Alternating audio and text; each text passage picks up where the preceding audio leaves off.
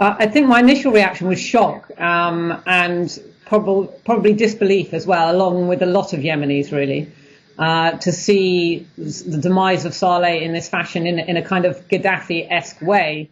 I think it was disbelief, certainly, that the man that had basically ruled Yemen for 33 years and then was still heavily involved, a key figure in its politics even after that, for basically 40 years in Yemen, had gone, and that he was in fact dead. So yes, it was news that I was quite sceptical of initially, because it was hard to believe.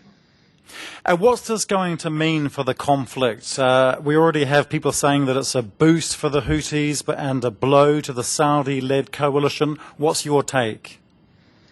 I think it is a blow for the Saudi coalition in the sense that Saleh provided them a window out of this conflict.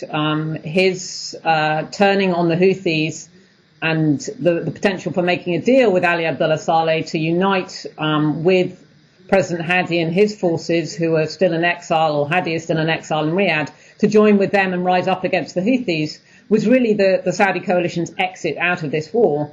And of course, that's clearly not going to happen now at the moment, after the events of the last few days that's ended in the death of Ali Abdullah Saleh. So yes, this means the war is going to become messy. I think there's going to be retribution from the Houthis initially. They will be hunting down the supporters of Ali Abdullah Saleh and anybody who was involved in that fighting over the last few days in Sana'a, and his supporters beyond that.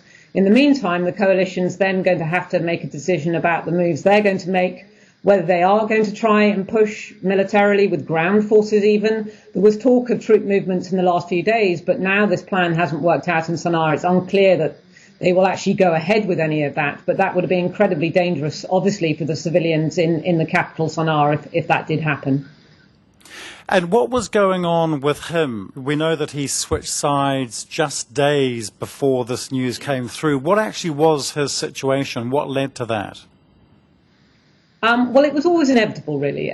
This was only an alliance of convenience for both parties, really. They had been enemies before. Saleh had fought them in 6 wars from 2004 to 2010. And so it was only ever a temporary alliance. But what I think happened in the end, in the last few days, happened sooner perhaps than Ali Abdullah Saleh had planned for.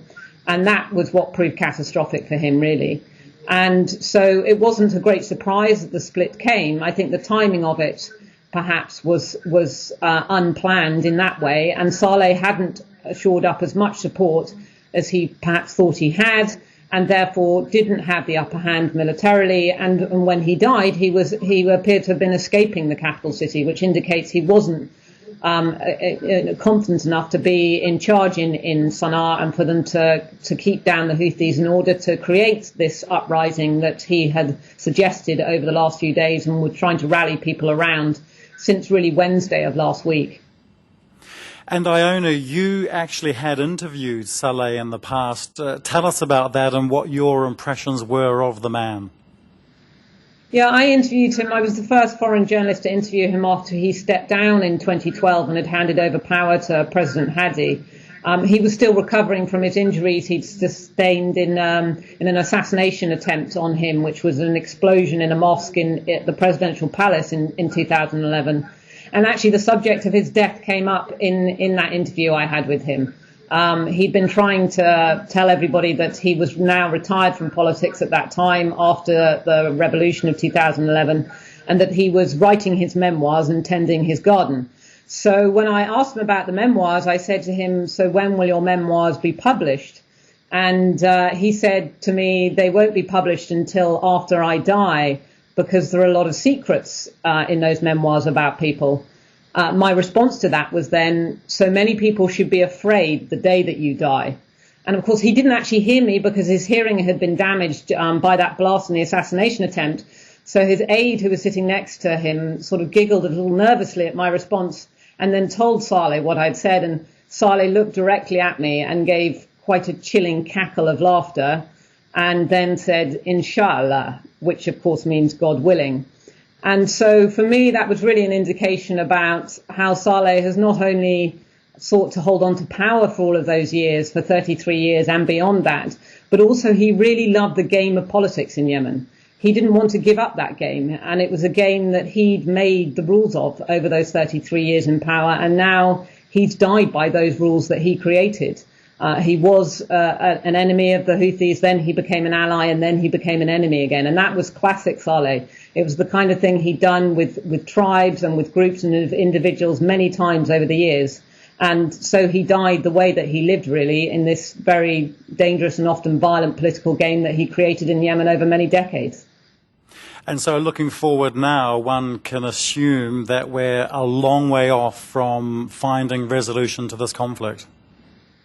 Yes, I think, unfortunately, now the conflict is likely to worsen in many ways, or certainly get a lot messier. This is now a more direct conflict between the Houthis and the Saudi-led coalition. They've lost their escape plan for this conflict now more immediately. And I think the situation now, obviously, for the civilians in Yemen is looking even more dire than it was probably even a week ago. And the humanitarian situation has been getting worse over the last 2.5 years, but particularly over the last few months. And I don't, unfortunately, think that is going to change, certainly not for the positive, for the civilian population of Yemen for the foreseeable future. Iona Craig, thank you very much for talking to us. Thank you.